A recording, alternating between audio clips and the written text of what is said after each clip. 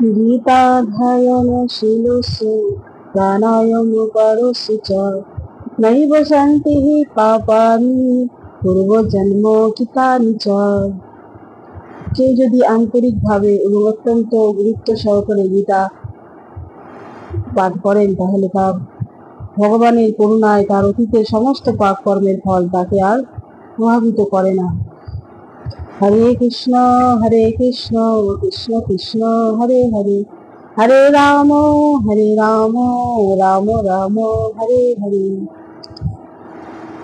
শ্রীমদ্ ভগবদ গীতা যথাযথ দ্বিতীয় অধ্যায় সাংখ্যযোগ, শ্লোক সংখ্যা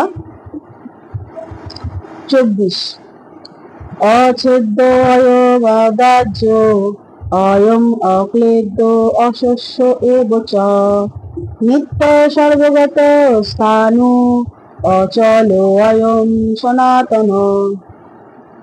এই শ্লোকের অনুবাদ: এই আত্মা অচ্ছেদ্য, অদাহ্য, অক্লেদ্য ও অশেষ্য। তিনি চিরস্থায়ী, সর্বব্যাপ্ত, অপরিবর্তনীয়, অচল ও সনাতন। শ্রীল প্রভুপাদ এই শ্লোকের তাৎপর্য ব্যাখ্যা করেছেন। আমরা একটু এটা পাঠ করব।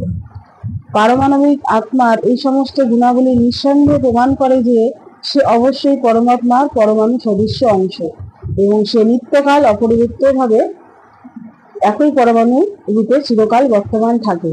অদ্বৈতবাদীরা যে বলে থাকেন মায়ামুক্ত হলে জীবাত্মা পরমাত্মায় পরিণত হয়, সেই তত্ত্ব এই শ্লোকে ভ্রান্ত বলে প্রমাণিত হয়। মায়ামুক্ত হওয়ার পর জীবাত্মা ইচ্ছা করলে ভগবানের দৃঢ় ব্রহ্মজ্যোতিতে চিৎকণা রূপে বিরাজ করতে পারে, কিন্তু বুদ্ধিমান জীবাত্মারা ভগবত ধামে প্রবেশ করে ভগবানের সাহচর্য লাভ করে। এখানে সর্বগত শব্দটি তাৎপর্যপূর্ণ, কেননা কোনো সন্দেহ নেই যে ঈশ্বরের সৃষ্টির সর্বত্রই আত্মা বিরাজ করছে। জলে, স্থলে, অন্তরিক্ষে, এমনকি আগুনেও জীবাত্মা রয়েছে। আপাত দৃষ্টিতে মনে হয় আগুনে আত্মা নেই, কিন্তু এই শ্লোকে আমরা বুঝতে পারি সেই ধারণাটি ভ্রান্ত। কারণ এখানে স্পষ্টভাবে বলা হচ্ছে আগুন আত্মাকে দহন করতে পারে না।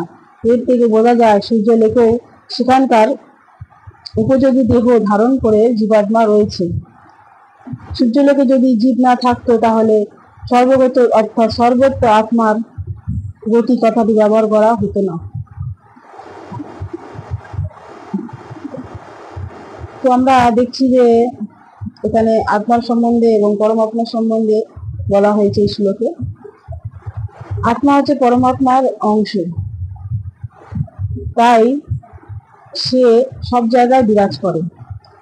জলে, স্থলে, আগুনে, ব্রহ্মাণ্ডের যে কোনো জায়গায় এই আত্মা যেতে পারে, যদি সেই ব্রহ্মাণ্ডের উপযোগী সে হয়। যেমন সূর্যলোকেও মানুষ বাস করে, আর যেখানে জীবাত্মা আছে সেখানে পরমাত্মাও থাকে। সবাই জানে আমাদের এই শরীরে জীবাত্মা এবং পরমাত্মা বিরাজ করছেন। যতক্ষণ এই দেহে এই জীবাত্মা এবং পরমাত্মা আছে ততক্ষণই আমাদের দেহটি সচল, আর যখনই আমাদের দেহ থেকে জীবাত্মা চলে যায়, পরমাত্মাও চলে যায়, তখনই এটা মৃত বলে প্রমাণ হয়।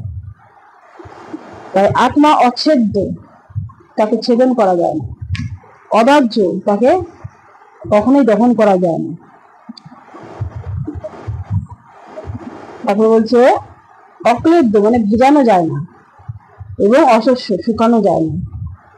চিরস্থায়ী, সবসময় আছে, বিরাজ করছে। সর্বগত, সর্বব্যাপ্ত এবং অপরিবর্তনীয়, যা কখনো পরিবর্তন হয় না। এই আত্মাটাও কখনো পরিবর্তন হয় না, ছোট হয় না বড় হয়, কোনো কিছুই হয় না, একই রকম থাকে।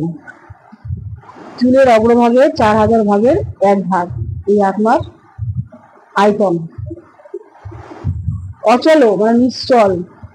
অয়ম, এই আত্মা সনাতন, নিত্য বর্তমান। এই আত্মা, এটি ভগবান আমাদেরকে বোঝানোর চেষ্টা করছে যে আত্মা কখনো কোনো কিছুর দ্বারাই বিনষ্ট হয় না, সে নিত্য, শাশ্বত, চিরস্থায়ী। এবং এর পরবর্তী শ্লোকে আমরা আরো কিছু জানতে পারবো। হরে কৃষ্ণ কৃষ্ণ কৃষ্ণ হরে হরে, হরে রাম রাম রাম হরে হরে। জয় জগৎগুরু শিল প্রভুপাদ কি জয়, পতিত পাবন গুরু মহারাজ কি জয়, জয় শ্রীমদ্ ভগবদ গীতা যথাযথ কি জয়।